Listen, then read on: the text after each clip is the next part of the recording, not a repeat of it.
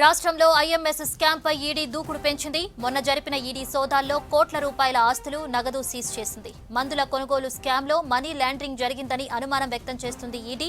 దీనిపై విచారించేందుకు ఇప్పటికే శ్రీనివాస్ రెడ్డి, ముకుందరెడ్డి, వినయ్ రెడ్డి, దేవికారాణికి ఈడీ నోటీసులు జారీ చేసింది. వారం రోజుల్లో తమ దగ్గర హాజరు కావాలని ఆదేశించింది. ఐఎంఎస్ స్కామ్ లో దేవికారాణి, మాజీ మంత్రి నాయిని అల్లుడు శ్రీనివాస్ రెడ్డి కలిసి కోట్లు కాజేశారని ఆరోపణలు ఉన్నాయి.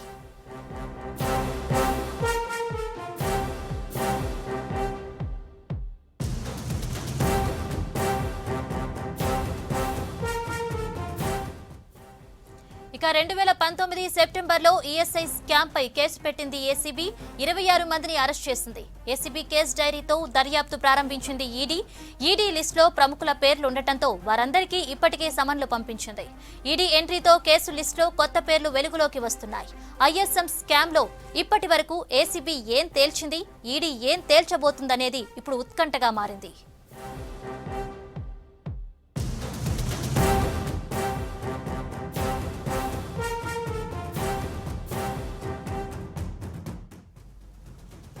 ఇక దీనికి సంబంధించి పూర్తి డీటెయిల్స్ షరీఫ్ అందిస్తారు. షరీఫ్, ఐఎంఎస్ స్కామ్ పై ఈడీ దర్యాప్తుకు సంబంధించి అప్డేట్స్ ఏంటి? ఇటు ఈఎస్ఐలో అటు కార్మిక శాఖ ఈ పొలిటికల్గా కూడా ఈ ఇష్యూ దుమారం రేపుతుందని చెప్పాలి. ఈఎస్ఐ అనేది చిన్న ఉద్యోగులకు ఒక అపన్నహస్తమే అని చెప్పుకోవాలి. ముందు 10,000 ఉద్యోగస్తులకు ఇది అప్లికేబుల్ ఉంటుండే, అది ఎగ్జాక్ట్ బెనిఫిషరీస్ వాళ్ళు. ఆ తర్వాత 10,000 నుంచి 15,000కు అప్గ్రేడ్ చేశారు.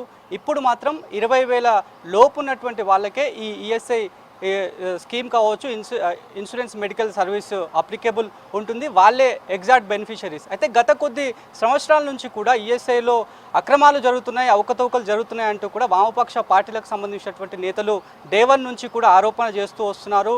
ఒకానొక దశలో 2019లోనే ఒక లెటర్ని కూడా, రిప్రజెంటేషన్ని కూడా ప్రభుత్వానికి వామపక్ష పార్టీలు అందజేయడం జరిగింది. ఆ లెటర్ పైన అంతర్గత విజిలెన్స్ డిపార్ట్మెంట్ని ఫామ్ చేసినటువంటి సర్కారు అంతర్గత విజిలెన్స్ ఇచ్చినటువంటి రిపోర్ట్ ఆధారంగా ఏసీబీకి లీకులు ఇచ్చారు. సెప్టెంబర్ 27, 2019లో ఏసీబీ అధికారులు కేసు నమోదు చేసుకుని దర్యాప్తు ప్రారంభించారు. అప్పటి నుంచి కూడా చాలా దుమారం రేపినటువంటి సిచ్యువేషన్ మనం చూసాం.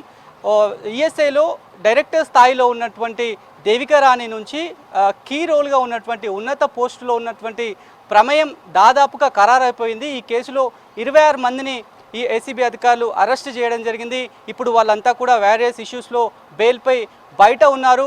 మరొకసారి ఎప్పుడైతే ఏసీబీ ఇచ్చినటువంటి కేసు డైరీ కావచ్చు, ఏసీబీ ఈడీ అధికారులకు ఇచ్చినటువంటి లీకుల ఆధారంగా మరొకసారి ఈ కేసు తెర మీదికి వచ్చిందని చెప్పాలి. తాజాగా ఈడీ అధికారులు 10 ప్రాంతాల్లో సోదాలు నిర్వహించారు. మనం చూసాం, ఉదయం స్టార్ట్ అయినటువంటి సోదాలు 24 గంటల వరకు కంటిన్యూ చేశారు. ఇందులో ఈ సోదాలో భాగంగానే ఒక ఇంట్రెస్టింగ్ విషయాలు వెలుగులోకి రావడం జరిగింది. పొలిటికల్ మోటో ఇందులో దాగున్నటువంటి చర్చ ఇప్పుడు మొదలైంది. అప్పటి మాజీ కార్మిక శాఖ మంత్రిగా ఉన్నటువంటి నాయిని నరసింహారెడ్డి అల్లుడు శ్రీనివాస్ రెడ్డి పేరు రావడం, వ్యక్తిగత సలహాదారుగా ఉన్నటువంటి ముకుందరెడ్డి పేరు వచ్చింది. ఆ తర్వాత డొల్ల కంపెనీలను ఏర్పాటు చేసి ఇందులో డొల్ల కంపెనీలకు సంబంధించినటువంటి పాయింట్ ఆఫ్ వ్యూలోనే బుర్ర ప్రమోద్ అనేటువంటి వ్యక్తి పాత్ర వచ్చింది. ఆ తర్వాత ముకుందాకు సంబంధించి కావచ్చు, శ్రీనివాస్ రెడ్డికి సంబంధించినటువంటి బంధువు వినయ్ రెడ్డి పేర్లు వచ్చాయి. ఈ నలుగురి పాత్ర పైన ఇప్పుడు ఈడీ అధికారులు దృష్టి సారించడం జరిగింది. మొన్నటి వరకు జరిగినటువంటి రైడ్స్లో భాగంగా కోట్ల రూపాయల ఆస్తులను కలిగి ఉన్నట్లు, ఆ ఆస్తులన్నీ కూడా ఈఎస్ఐ స్కామ్ ద్వారా, ఇన్సూరెన్స్ మెడికల్ స్కీమ్లో జరిగినటువంటి అవకతవకల ద్వారానే ఇదంతా కూడా కూడబెట్టుకున్నారు అనేది కూడా ఈడీ ఇప్పటివరకు ప్రాథమికంగా ఒక అంచనాకు రావడం జరిగింది. ఇక ఇప్పుడు వాళ్ళకి నోటీసులు కూడా సర్వ్ చేసినటువంటి సిచ్యువేషన్ మనం చూస్తున్నాము. నలుగురికి నోటీసులు సర్వ్ అయ్యాయి. దేవికారాణితో పాటు ముకుందారెడ్డి, వినయ్ రెడ్డి, ఈ నలుగురికి కూడా నోటీసులు సర్వ్ అయ్యాయి. 10 రోజుల లోపు ఎప్పుడైనా సరే ఈడీ కార్యాలయానికి హాజరు కావాలి, వ్యక్తిగతంగా హాజరు కావాలి అనేటువంటి సారాంశాన్ని కూడా ఆ నోటీసులో ఈడీ అధికారులు పేర్కోవడం జరిగింది.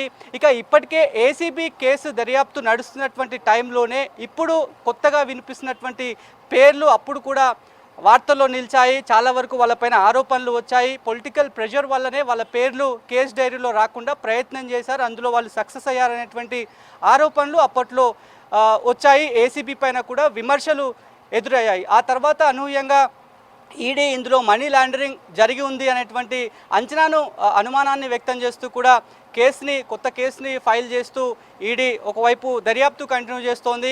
అప్పుడే దేవికరాణికి సంబంధించినటువంటి ఆస్తులపైన కూడా గత సంవత్సరం నుంచి కూడా ఈడీ వర్కౌట్ చేస్తోంది. దేవికరాణి అరెస్ట్ అయిన తర్వాత ఆమెకు సంబంధించినటువంటి ఎవరెవరు బినామీలు ఉన్నారు, ఆమెకు సంబంధించినటువంటి కుటుంబ సభ్యులకు సంబంధించినటువంటి ఆస్తులు ఎవరెవరి పేరు మీద బినామీలుగా ఉన్నాయనేటువంటి పాయింట్ ఆఫ్ వ్యూలోనే ఈడీ దృష్టి సారించింది. సో ఇప్పుడు సమాన్లు అందుకున్నటువంటి వీళ్ళంతా కూడా ఈడీ ముందు ఎలాంటి వివరణ చెప్పబోతున్నారు, నిజంగా పొలిటికల్ మోటివ్ ఇందులో ఉందా లేదా అనేది కూడా ఈడీ అధికారులు తేల్చే అవకాశం కనిపిస్తోంది. Okay, thank you Sharif.